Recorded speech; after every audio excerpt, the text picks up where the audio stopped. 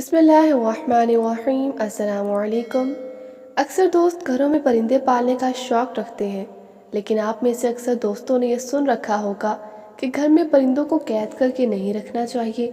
کیا ایسی کوئی حدیث ہے؟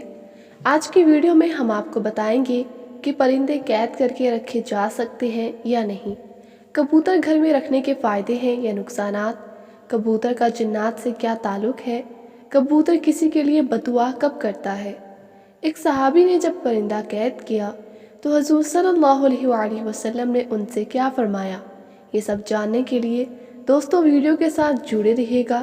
گھروں میں جانور اور پرندے پالنا جائز ہے، لیکن اس کی شرط یہ ہے کہ ان کے دانے اور خوراک کا خیال رکھا جائے، انہیں ہرگز نہ ستایا جائے اور بیمار ہونے کی صورت میں علاج وغیرہ کروایا جائے۔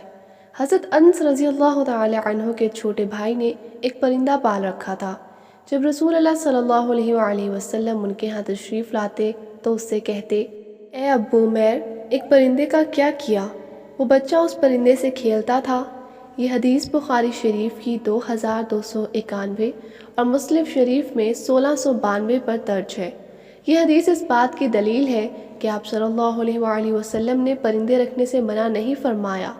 اگر گھر میں پرندہ پالنا منع ہوتا تو آپ صلی اللہ علیہ وآلہ وسلم ضرور حضرت انس رضی اللہ تعالی عنہ کے بھائی کو منع فرماتے۔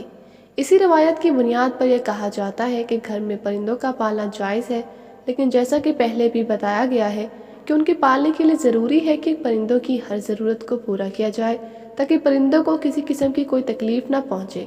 رسول اللہ صلی اللہ علیہ وآلہ وسلم نے فرمایا کہ ایک عورت صرف اس لیے جہنم میں گئی کیونکہ اس نے بھوکا پیاسا ایک بلی کو باندھے رکھا، نہ اس کو کھانا دیا، نہ پانی دیا، اور نہ ہی اس کو کھلا چھوڑا کہ وہ خود ہی کچھ کھا سکے۔ اسی طرح کبوتر کو بھی گھر میں پالنے سے منع نہیں کیا گیا، لیکن پرندوں کو ستانا ایک بہت بڑا گناہ ہے۔ جیسا کہ ابو داؤد شریف میں حضرت عبداللہ بن مسعود رضی اللہ تعالی عنہ کی روایت کردہ ایک حدیث میں کبوتر کا ذکر ہے۔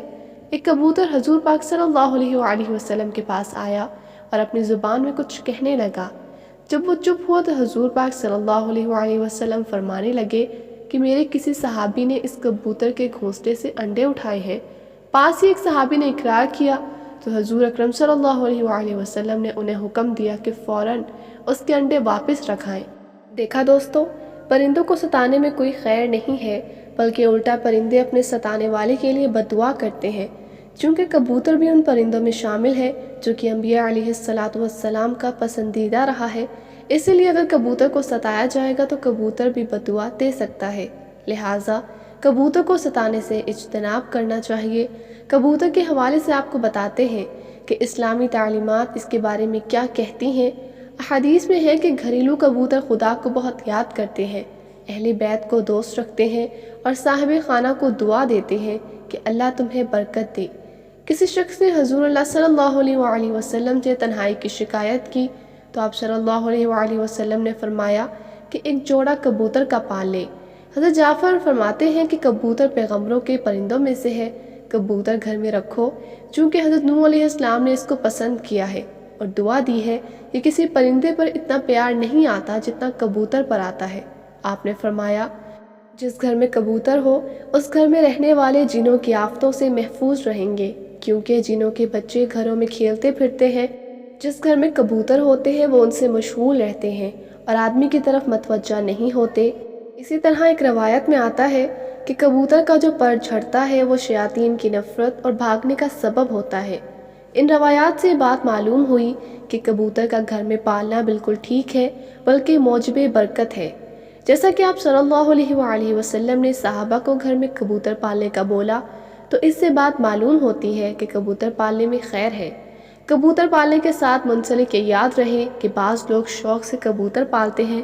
ان کا شوق کبوتر پالنے کی حد تک تو ہوتا ہے، لیکن بعض لوگ کبوتر بازی کی نیت سے کبوتر پالتے ہیں۔ چونکہ کبوتر بازی میں وقت اور پیسے کا ضیاع ہے، اس لیے کبوتر بازی سے منع کیا گیا ہے۔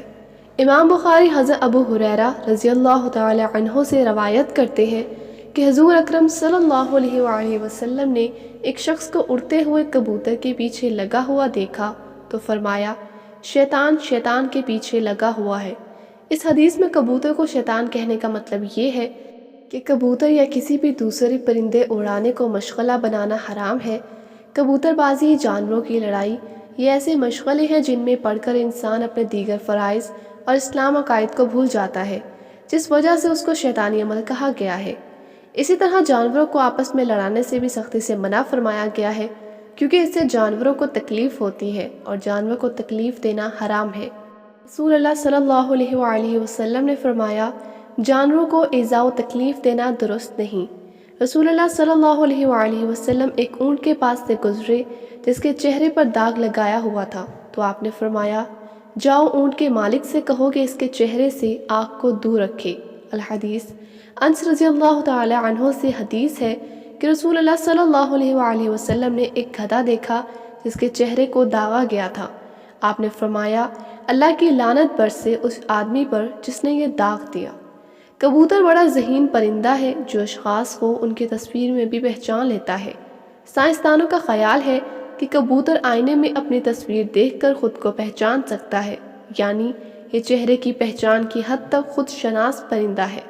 یہ خصوصیت چونکہ دوسرے پرندوں میں نہیں پائی جاتی، اس لیے اس کی اپنی جداگانہ حیثیت ہے جو کسی بھی دوسرے پرندے سے انہیں اس خصوصیت میں ممتاز کرتی ہے۔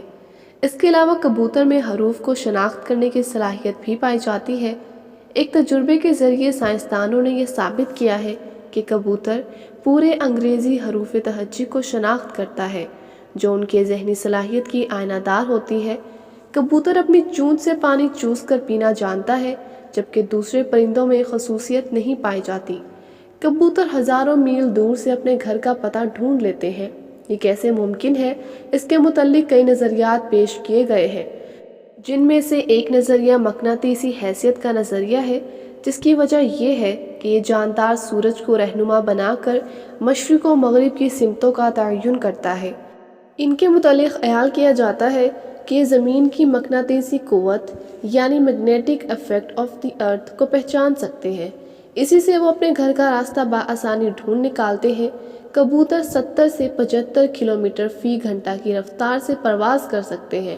دوران پرواز اس کی اونچائی 6000 فٹ سے زیادہ ہو سکتی ہے۔ تو دوست پرندے گھر میں پال لیے، لیکن ان کا بے حد خیال رکھنا بہت ضروری ہے۔ ان کو کسی قسم کی کوئی تکلیف نہیں پہنچنی چاہیے۔ اللہ پاک ہم سب کو یہ توفیق عطا فرمائے کہ ہم تمام جانوروں اور پرندوں کے لیے رحم دل بن جائیں۔